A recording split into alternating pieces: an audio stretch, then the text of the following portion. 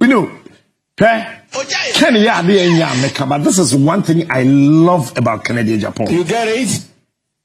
Look, Ken, I salute you this morning. You see, look, Ken, I am part of your campaign team. You get it? Me, I support Kennedy Agyapong. I am for Kennedy Agyapong. Ahaye Isaac Nana Obiri Yeboah Enterprise. Yede kunja papa nkwana yedele. Se ope kunja papa bla Isaac Nana Obiri Yeboah Enterprise. Ya wakunja bia wa hakunja bia opebia. Egypt ekunja, Germany ekunja, Italy ekunja, ekunja bia de bia onim se ye kunja papa no. Ona Isaac Nana Obiri Yeboah odele with. Ohwa kunja misimu.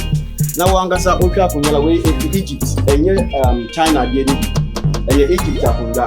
We share biano class de bianity e bia papa every Egypt aba we ye the man to for bo e kunja bia ope wasase we so na na obi ye bo anko na betuma mo China kunja pe e na ye ni bi but e kunja bia country bia kunja ope no ye there wo say bla na be challenge yen na be bi say ye kunja ope say ye ntumi enya ma wa bla Isaac na Obiri Yeboah Enterprise e wa be kan free pie junction ho na usane first round second round no Isaac Nana Obiri Yeboah Furniture Enterprise ewo ho. Se o pese oni Nana Obiri Yeboah din kita ho bia. Fre 0558 782268. Ana se 0277.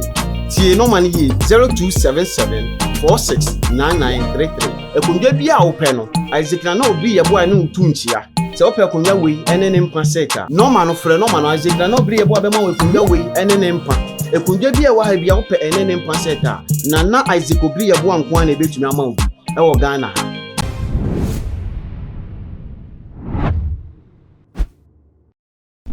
Akwaba shonko enkoma wa wohwe mesabre e otuma GHSO Ghana wa hala dwumedie na ebre asose mo sonfo mu nuaba ekeskapa mede ebeso mo se de Ghana da ye no eno na eye Captain Smart edensem bi ababetu edwa etruyi ni support ede ema wonabo Kennedy akompreko Agyapong na Ghana fododo na ka say eye Captain Smart mu wa ye nche ye bia for years yinu mu chese woni ye honorable Kennedy sebio montamon shada enye fine we ba bonti no abe release we document chese onye credible na we so aba bonti no so abe release we so de chese ono so onye credible a chese mo banta mo ho left and right a chese obi e ka ne yonko ho nsem ba ne sen e na afei de ba ko enya ne yonko mu gide ho ne se nipa so masi e de ye de ewre hye ni mu a ebe ye bi no ne se de kamia kwa yeze Captain Smart no wo kan bibi keke ai na ni nyina mu ejina eye ensem a wonabo Kennedy edebebeto eye abonten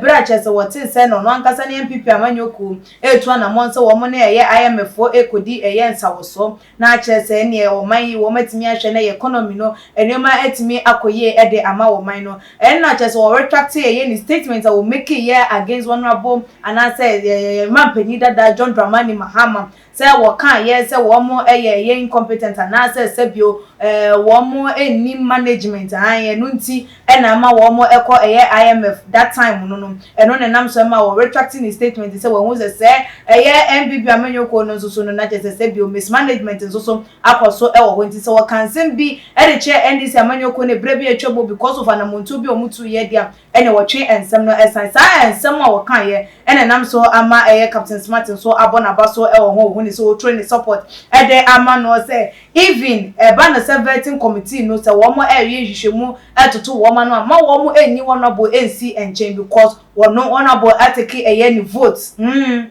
obeto aba no ede ama honorable Kennedy akompreko Agyapong because sankrofo bi no mu say ene on betimi aboa ama wo man no atimi ayeden akọ eso sanse wo no de se nipa no ya ade na ya wo beka oye bi na nya no so wo beka enti se ne honorable etu na mo wa se ne fata na je se e wo se Ghana for wo ma wo mu se ampa nipa bi say ene hia no wo memu se de be ya wo man no ebetimi atu mpo no do for yen se bre no yen go tie Captain Smart no mo ensem a wo kan ye ede fa honorable ehu no emfa embra ne ba ye beto ayensem no eso we know Ken but this is one thing I love about Kennedy Agyapong. You get it? Look, Ken, I salute you this morning. You see, look, Ken, I am part of your campaign team. You get it? Me, I support Kennedy Agyapong. I am for Kennedy Agyapong. Ken, me, I am for you. My 2 hands are up. I will campaign for Kennedy Agyapong. Me, I will campaign vigorously for Kennedy Agyapong. I will campaign for Kennedy Agyapong. You see, in no matter the angle from which it is attacked, it will still remain the truth. You get it? This is why I love Kennedy Agyapong. That's why. Oh yeah, Mecca means no. Many journalists are more me canasem than you might But this man Ken, I am for you. You get it? Who draw campaign team strategy from him? I know. What we did in 2004. You will do the same thing, you will win. What we did, we will do the same thing again. Can I be, you know it? I am for Kennedy Agyapong.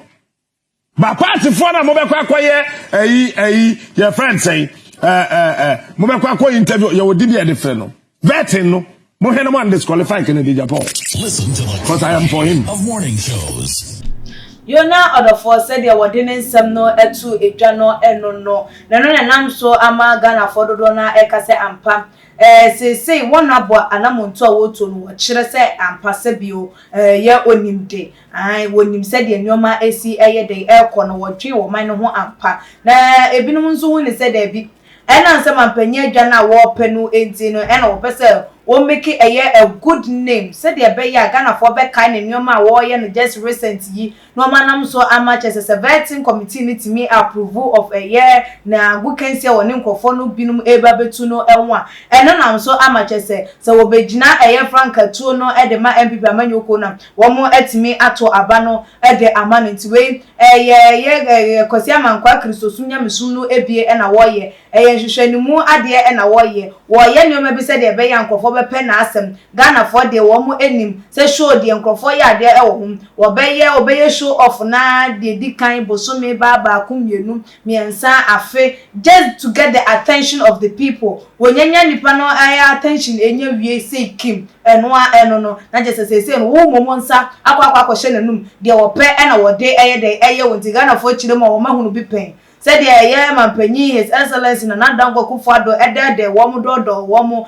eja wo makwakoduru yesu buna nanu asabio wo mo hu wo manimu hu wo mo achi na je se wo mo dane wo manimu a enso na dawo wo mo achi enso na dawo wo mo nchemu enso na dawo a wo maka enso ni finfin a wo mo nso enim said wo mo nim ye enso mo adware enti wo mo aka nsinsimu no wo mo ni se saa e na wo no abo ede wo mo ebe ye enti we de Woman tina ho emma eya adanko dada dwen nwumto biara enkoso ewo wo mo etirimu se wa yemfumso se wa ka bibi dia find this amanyoko no ho ne John Dramani Mahama ye mampanyi dada eho emrebe twam no wa retracting statement a eya ono ani own ye will anase ono at his own cost e na wa ye de wa retract nemum Ghana for de wo mo agi atumo wo mo nyintumo enye because wo kan ye no anansem a wo mo kan ye no e na ye de eto wo mo etirimu Emma wo mutimi ye den ehun se MPP amanyoko no wa dwempa bi e de mom ne mo de wo mo akwakoduru ba bia je se wo mo kwa enko mo ba ma afa na mo ba be kase de mo kan ye mu ye sorry no nko ne bintu wo mo nyintum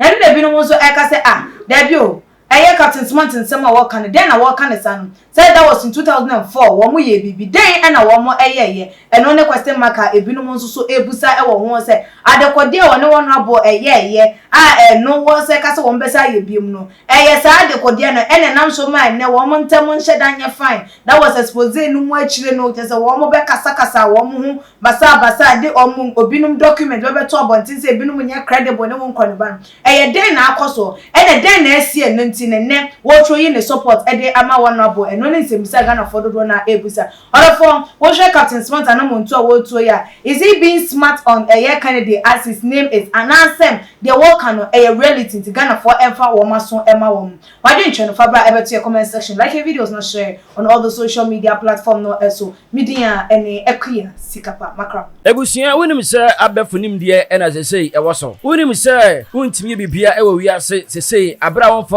abefunim de emfa nka ho wo san so enim se no ebe sunsum nsam so a abefunim de asan agbewre mu ana aso daye wonti ase wo daye so ache wo daye so entimi mbem eno nti ene ne me kanfo prophet Dr. Abennego ediama ono ena onyankopon enam ne so na ode abefu ewremu ewo sunsun semu a ode gi nyankopon emma edifremu hawo ene mamane ene omatiti mu eno nti onyankopon enam ne so ede a new spiritual science technology ede ababontin aye freno aye castoplanto technologies beba chawo hwe prophet Dr. Abennego a owo insam adwagiri castoplanto technologies casting out negativities and planting in positivities.